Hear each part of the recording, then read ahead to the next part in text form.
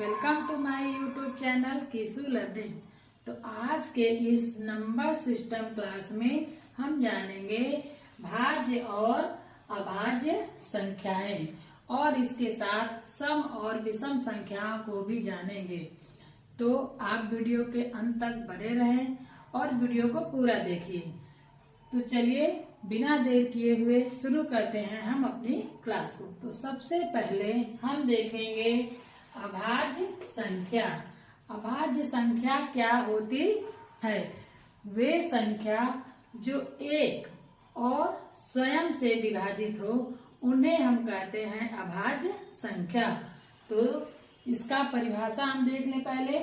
वे प्राकृत संख्याएं जो एक तथा स्वयं के अतिरिक्त किसी अन्य संख्या से विभाजित नहीं होती है अभाज्य संख्या कहलाती है।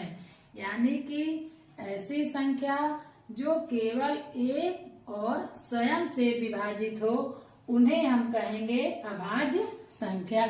एग्जाम्पल में देखिए 2, 3, 5, 7, 11, 13, 17 और भी ऐसी ही बहुत सारी संख्याएं हैं जो कि अभाज्य संख्या है। अब इसमें एक को हमने क्यों नहीं लिया? एक ऐसी संख्या है जो कि न तो भाज्य होती है और न ही अभाज्य होती है।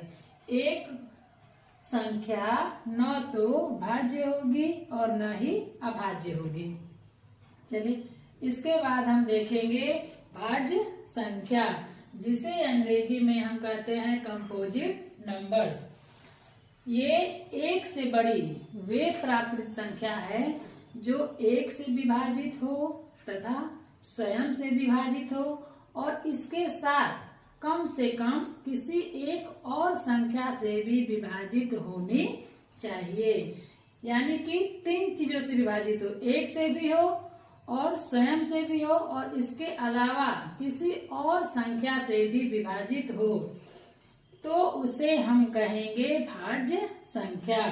अब इसकी परिभाषा देख लेते हैं। ये एक से बड़ी वे प्राकृत संख्याएं हैं जो स्वयं तथा एक के अतिरिक्त कम से कम एक अन्य संख्या से विभाजित हो भाज्य संख्याएं कहलाती हैं। हमने बताया अभाज्य संख्या में क्या है? अभाज्य संख्या केवल एक से विभाजित होती है और स्वयं से होती है। और भाज्य संख्या में वो संख्या एक से विभाजित होगी और स्वयं से होगी और इसके साथ कम से कम किसी एक और संख्या से विभाजित होनी चाहिए। जैसे एग्जाम्पल में देखिए 4, 6, 8, 10, 12 ऐसे ही बहुत सारी संख्याएं हैं। देखिए कैसे है। 4 को हम अगर विभाजित करें तो ये 1 से भी होगी और 4 से भी होगी, लेकिन इसके साथ ये 2 से भी विभाजित होगी।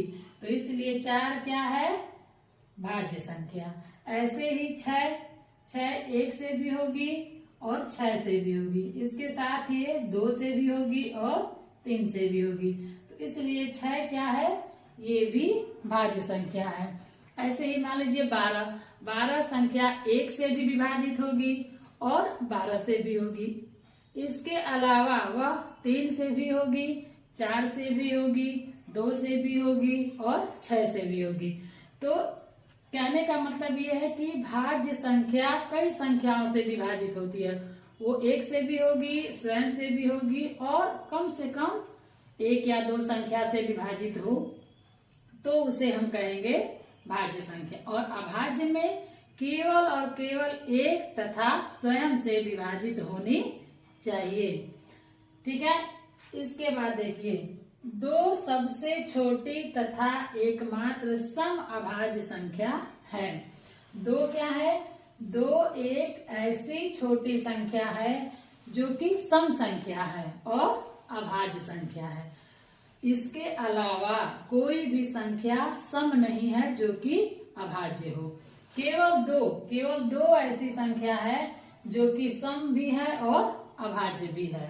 और एक न तो भाज्य है और न ही अभाज्य है। एक संख्या किसी में नहीं आती है, न तो भाज्य में आएगी और न ही अभाज्य में आएगी।